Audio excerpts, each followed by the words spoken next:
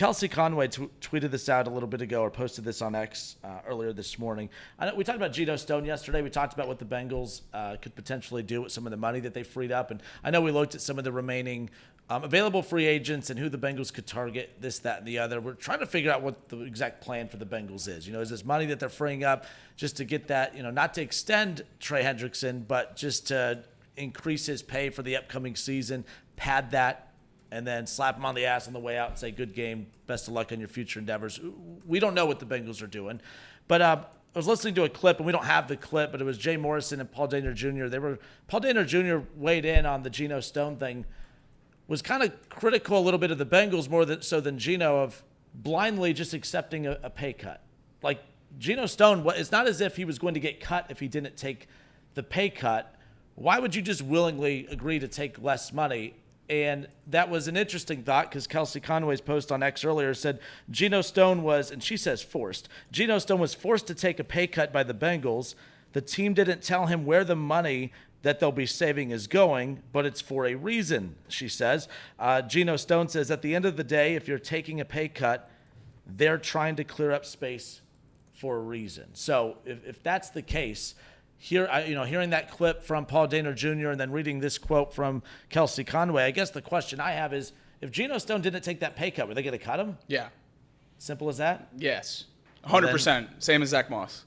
Fair enough. Yeah, and I think think like the Mixon thing from a few years ago. Exactly. And I think we have two more of those exact same things coming that we've brought up over the last couple of days on this show. Cordell Volson will either be cut or be restructured from that $3 million number, and Jermaine Pratt will either be cut or restructured down from that number. I think these are ultimatums given by the Bengals front office to give themselves wiggle room, whether it is for an external free agent, whether it is to figure out Trey Hendrickson, I don't know.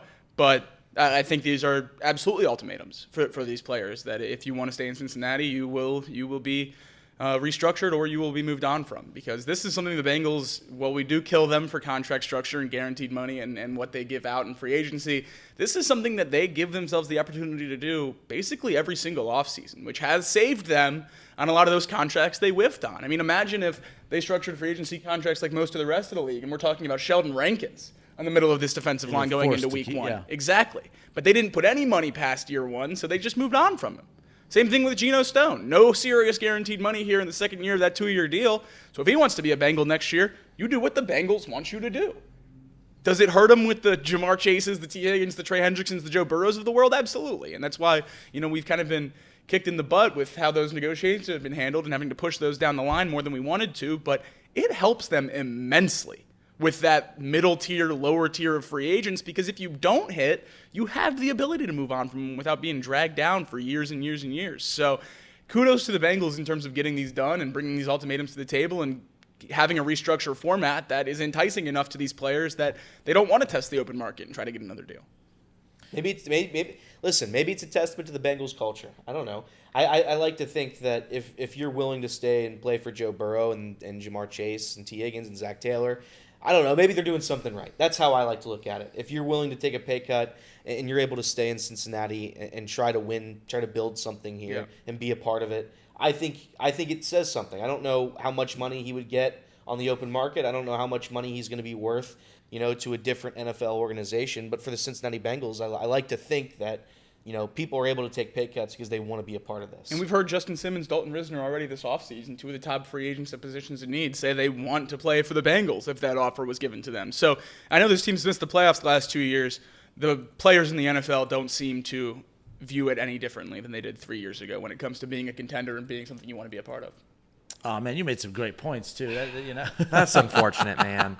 That's unfortunate. I had my mic turned off for other reasons. But, yeah, I mean, it just is – it's a weird sentiment because you're risking not having depth there at safety if you are going to cut Geno Stone. I mean, you go in there with, 3 safeties. You're basically – put in an impossible spot as the franchise. That's why I feel like it's so weird for even Geno Stone to have accepted it anyways, because the Bengals would have been in a really rough spot if they did decide to cut him. I mean, I don't feel comfortable with Justin Simmons being the guy to start all year long. That's just another Von Bell. I like him as depth. I like all the guys that we're talking about in free agency as depth guys. Every single guy we're talking about in free agency, I would start over Geno Stone, by the way. So we view that incredibly differently. Yeah, I mean, here's the thing though. Like, I would have them compete for the starting job, but I'm just saying, like, I don't want them to start all 1,000+ snaps that they would be required to play. Neither of those guys. I don't think any of them are good answers. Every time I've talked about Justin Simmons, my plan has been that he is playing every single snap for this Bengals defense as a starting safety. That should be the goal in my eyes. I don't think that's a good plan. But he was 15 spots better than Geno Stone in every metric last year. Again, he's an older guy. The process of doing that would be not good. That's not a good way to build the roster. I think it would be an amazing way to build the roster. You would want to have better players at position. No. You would want Geno Stone as the backup, is what I'm saying. That's what I'm saying. Yeah, you said Geno Stone would have to start. No, I want them to compete. If he beats out Geno Stone, then good. Geno Stone's the backup, but I don't expect that position to be someone that's there all 17 games, every single snap on defense. That's what I'm getting at. I don't think that Justin Simmons playing 1,000+ snaps is smart at 32. That's just Von Bell. That's Von Bell 2.0, in my opinion. Yeah, that's crazy. Again, Von Bell's cutting one of the worst Stone. In Carolina. You're missing the point. Cutting Stone is like you have 3 safeties on the roster. That's a bad way to build the roster. If you're forcing him to get cut or take a pay cut. But if you replace him with someone that's better, how is that a bad roster practice? Do you trust? That's what I don't understand. Trust that they would though. Yeah, I think if you cut Geno Stone, I think you absolutely are adding a safety. Yeah. And I'm not arguing. Now I don't know that they will. Now that they restructured him, probably wouldn't. I just meant. But if they cut him and saved the whole $2.5-3 million, yeah, absolutely. All right, fair enough. But no, because I had no issue with the restructuring at all of that contract. But then when I heard when I heard that clip from Paul Dehner Jr., it just kind of got me thinking a little bit in regards to that. And a lot of times too, the Bengals use the leverage of, all right, if we cut you now though, you're going to take a pay cut and still be left with a higher salary than what you're probably going to get out on the free agent market. And you give them more guarantees. Now, the interesting thing about that, they pulled that with Mixon a few years ago because I did not think that he would get – I mean, the contract he got with Houston. And let's not act like so when he took that pay cut, he had it in that season. He had an okay year. It wasn't a great year to all of a sudden just build confidence around the NFL that he's worth that $25 million contract.